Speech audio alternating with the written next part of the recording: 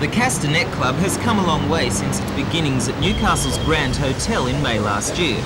These club members have established one of the city's most popular entertainment venues in Burwood Street. However, they say the Funny Festival is an attempt to gain a wider audience. A Matara Committee grant of $2,000 has helped the club entice acts from Sydney and Adelaide, as well as the cream of Novocastrian cabaret. The week-long Funny Festival begins on the 6th of next month, and 3 acts will appear each night. We're actually getting people who've never performed here before, like Russell Garbett from Adelaide, who's an excellent performer, and we're getting the cream of all the local talent as well, plus ourselves, wonderful compares the band will be playing. And of course, I shouldn't give this away yet, should I? But we're appearing on the first night. Are we allowed to say? Are we allowed to say? Can we say now? Who is appearing on the first night? Together. 1, 2, 3. Tiny Tim! Woo! You say Newcastle is a comedy capital. Is cabaret gaining in popularity? Once you start to be funny, people like it more than not being funny. Especially in a climate where a lot of performers are very serious and wear black all the time and have lots of angst. But cabaret is the thing. I think that it's developed out of theatre because theatre hasn't had a very strong direction at all in Australia the last few years, and people are looking much more for the direct audience contact medium, which cabaret gives. And I think the tradition that we've established here in Newcastle is that audience contact is a very open and friendly one.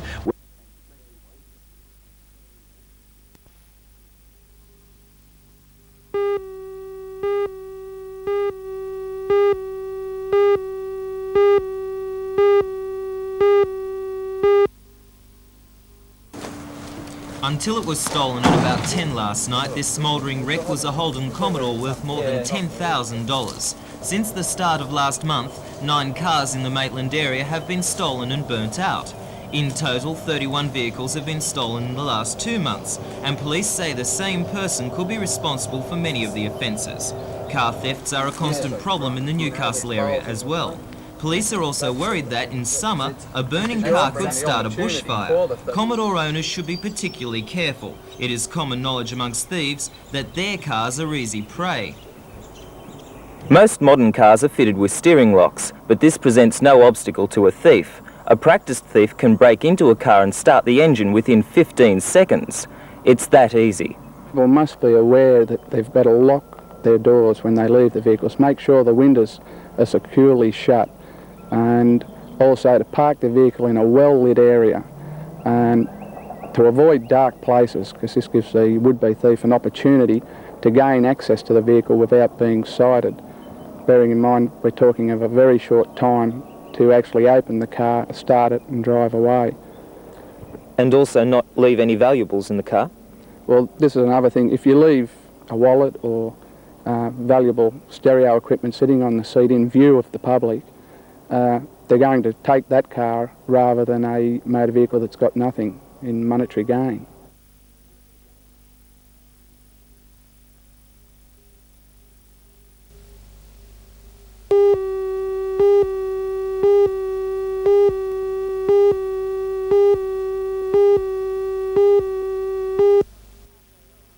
Up in Hargrave Though Street. afternoon shift employees had torch displays with hand extinguishers, the walls of the compressor room were well alight when firemen arrived.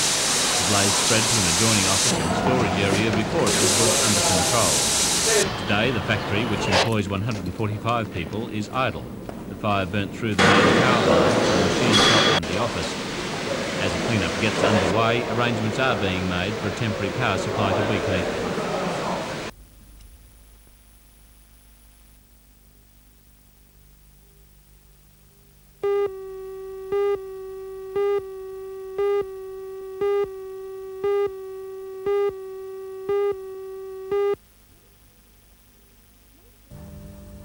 Love's Labour's Lost is one of Shakespeare's earliest plays, and it's certainly not one of his greatest. However, this light and romantic comedy with serious undertones can still provide a pleasant evening's entertainment. The Nida production works hard to make this slight piece lively and merry, and there certainly are some rousing moments. However, generally, the production was too uneventful. It just didn't sparkle enough. A major reason for this was poor voice production. A great many of the lines, particularly early on, were taken at a terrific pace, which made them just about incomprehensible.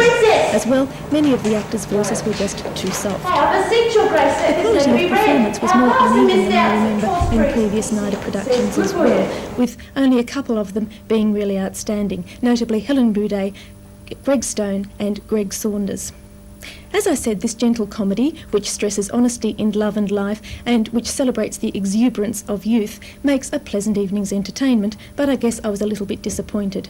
I do expect something more memorable from our National Drama School.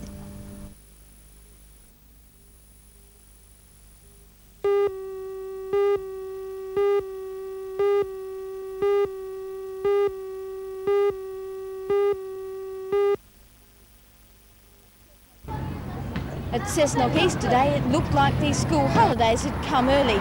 Only 2 out of the 350 pupils turned up for school. The rest were kept home by their parents, who say conditions at the school are unsafe.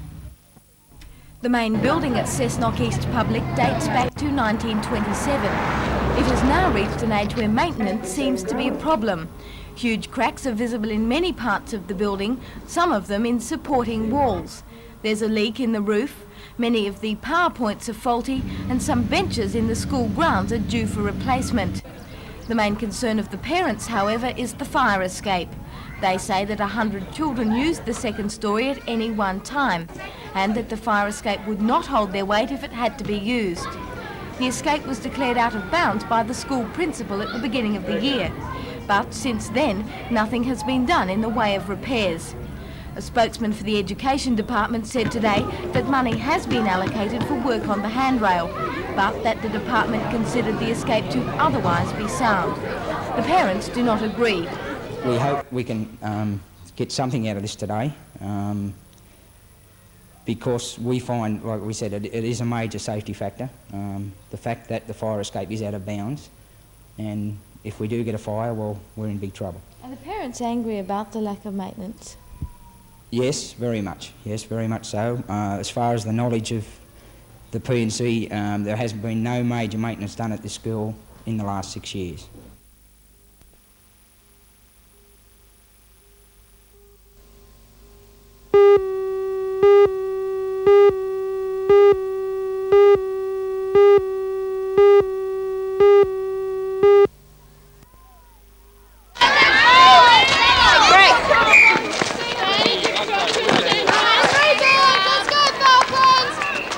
Nolene Smith, if you're not busy, could you come to the office please, Nolene Smith?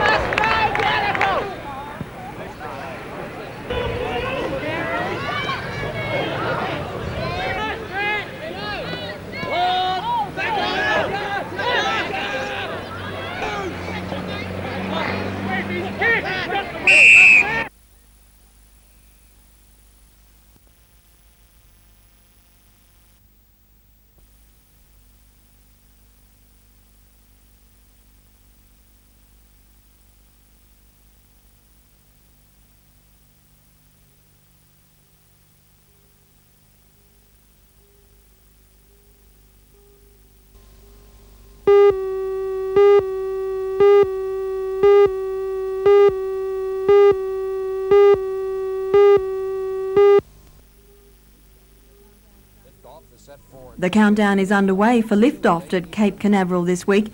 A pre-dawn launch is necessary to place a communications satellite in its proper orbit. The 5-man crew has arrived at the Cape, but the spotlight is on this man.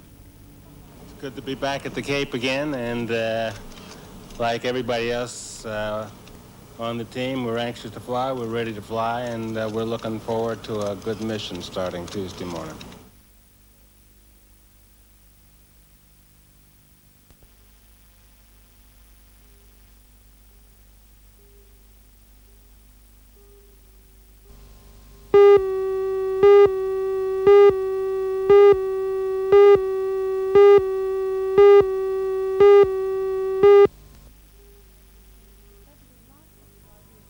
President Marcos tried to appoint his severest critic, Cardinal Jaime Sin, to improve the reputation of the committee. However, Cardinal Sin refused. And he was begging me to accept, but I told him I am a churchman and I have no expertise in investigation. Meanwhile, the body of Aquino has been moved again in a 4-hour procession to the provincial capital of Tarlac. At times, the motorcade could not move for people in the streets.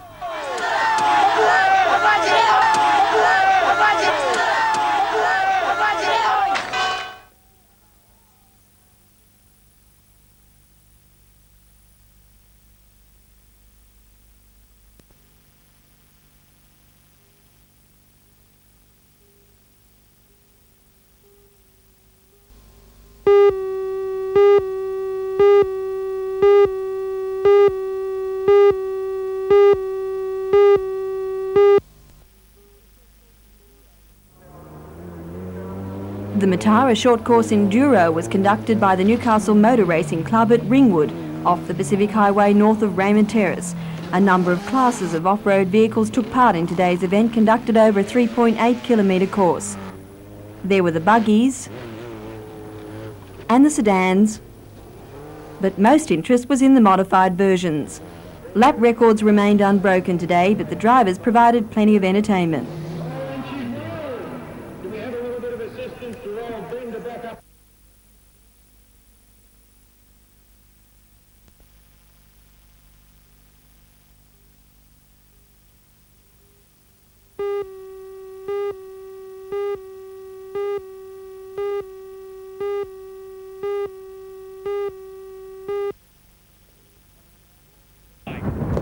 In its 4th year, the coaching clinics are proving to be great nursery for senior soccer teams throughout the Hunter region. And with coaches such as Bob Mountford, Ken Kaiser, and the 2 youth internationals, David Lowe and Ralph Mayer, the pupils are in good hands. They learn a variety of skills from kicking and controlling of the ball to the more complex skill of heading. At lunchtime, they watch training films to further enhance their knowledge. The coaching course concludes on Friday.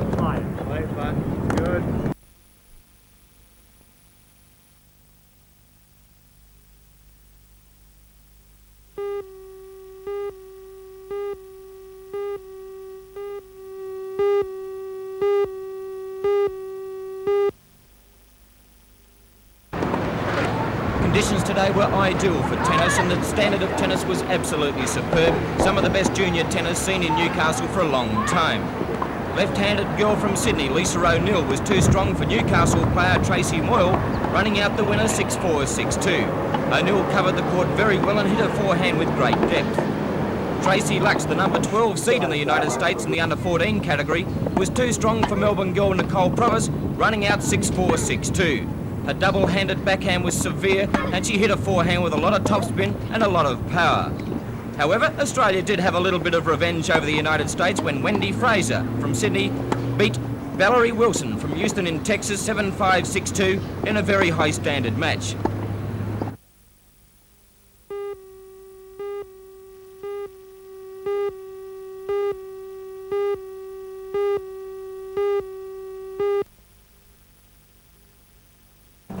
In June 1975, a committee was formed to raise funds to establish this centre in Hutton Street, Cessnock.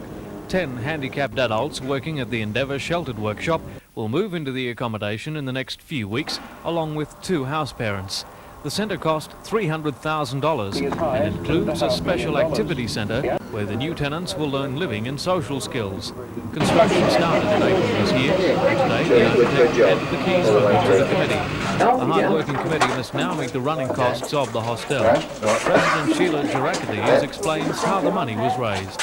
House parties and houses and street stalls, ticket selling, any charity work at all that we could get. And NBN helped us out quite a lot with their telethon. We were connected with the telethon when it was run for handicaps. And I believe the federal government also subsidised the project. We are subsidised by the federal government, yes.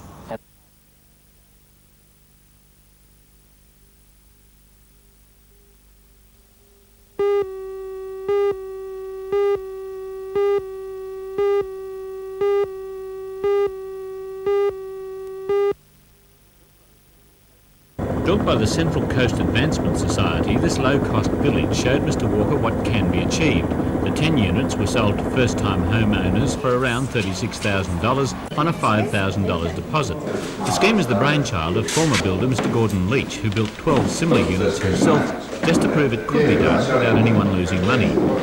The Advancement Society has plans for another 15 units, followed by 30 duplex houses, and was looking for an announcement of positive government assistance from Mr Walker today. In that, they were somewhat disappointed, but Mr Walker did say Landcom would try to assist with low-cost land. Mr Walker said the building industry's much-needed boost may now hinge on cutting all costs, including legal costs. However, Mr Walker, himself a QC, would give no promise of immediate action in this direction. Someone's got to have lawyers to, to look at titles to homes, so there's got to be some costs involved, but I think we can reduce it substantially.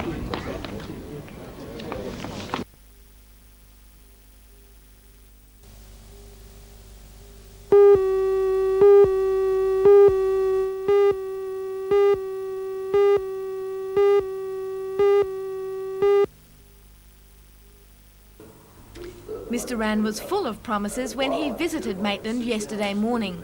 He mentioned that there was provision in the budget for a $4 million housing project and that tenders are to be called within the next few weeks for the construction of both a high school and a primary school at Rutherford and for the long-awaited Maitland Technical College at Metford. He added that although there was still a great deal of confusion surrounding the funding for the Maitland bypass, tenders for stage 1 of the work at the eastern end would definitely be called in January. But what the Premier did not disclose was when work on any of the projects would actually begin. During the media conference, he was questioned on what the government was doing about the closure of the Brad Mill textile plant at Rutherford. Well, it's very difficult for us to keep a company operating when it says it's going to cease operating. I've had discussions with the unions, and I've asked them to come back with any proposals or alternatives they think may keep some of the people in work. The company, of course, owes our government a couple of $1 million because we lent that to them some time ago in order to encourage them to keep the plant going. So there may be something we can do with that couple of $1 million which could generate some employment in the region.